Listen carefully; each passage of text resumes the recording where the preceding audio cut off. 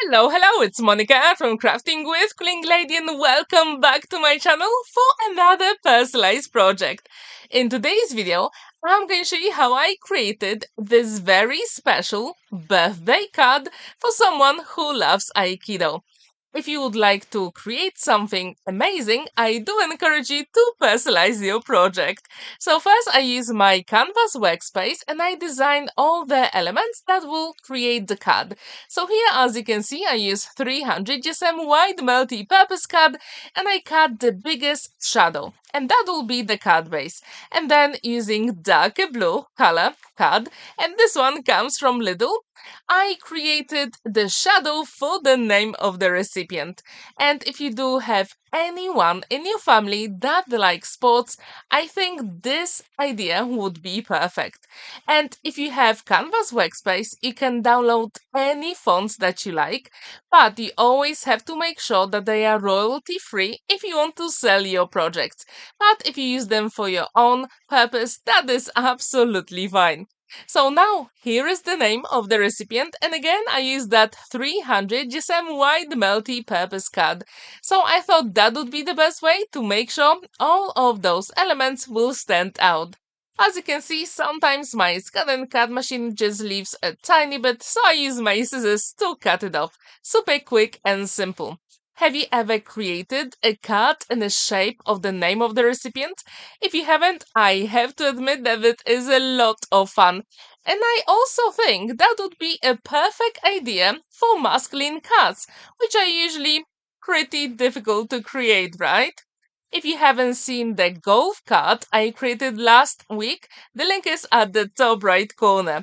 Using Happy Birthday cutting knife from Die Sire collection from Crafter's Companion, I use gold solar card from Centura Pearl, and I actually snipped those two words because I really want some elements in the middle, and we need the year for the recipient. I'm going to use those cutting dies from Paper Crafter that I got many months ago, and I use my favorite gold card from Hobbycraft, and I die cut those elements, and I think that will give me that beautiful interest and dimension to the card. So as you can see, I try to space everything evenly. So always do a dry run first before adhering all those elements on your card. And as you can see, I'm using my one and only liquid glue, magic glue, because you do have time to maneuver the elements and I do encourage you to do so. And if you have a lot of elements on your project, I do encourage you to start adhering all of them from the centerpiece. And then move on to the left, right, or top and bottom. And if you have any excess of that liquid glue, use your pokey tool and no one will ever know that you made a mistake. So this is my best trick for you.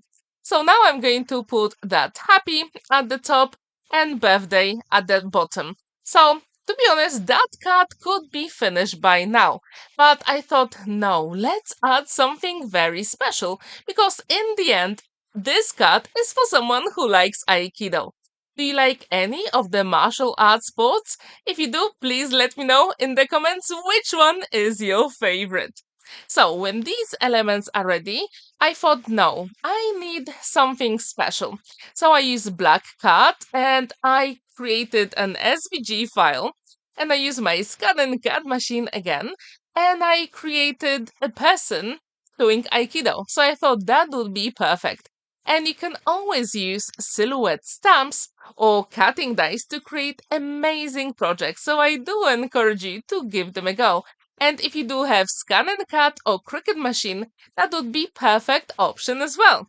So here is nearly the finished card, but we have to create the base. So I'm going to use my scoring board from Crafter's Companion, and I've got one more piece exactly the same as I have for the front.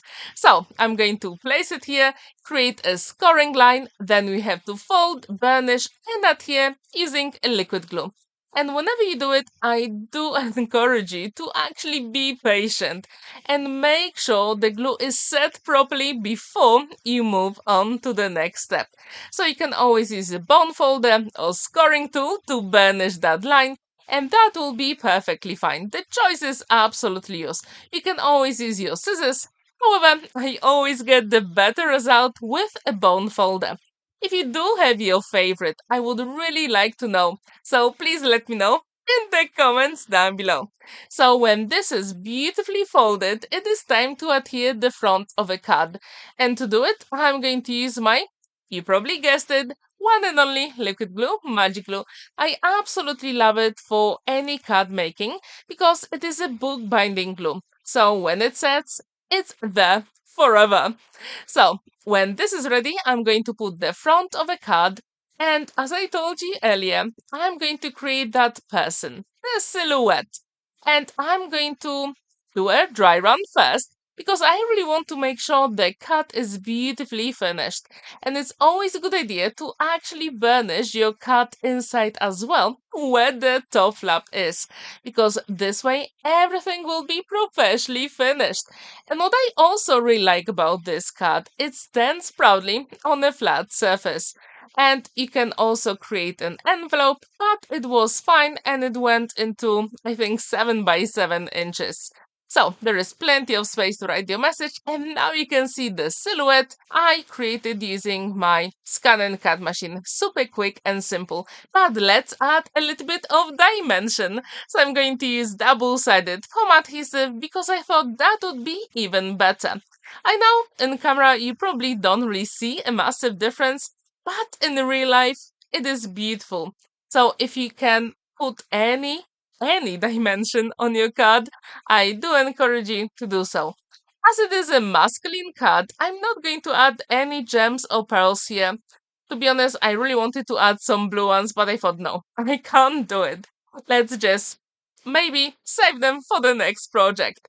So it's always a good idea to put few drops of liquid glue, then put double-sided foam adhesive, peel off using your pokey tool, and add a few more drops of liquid glue again. So this way all those elements will be adhered beautifully and professionally.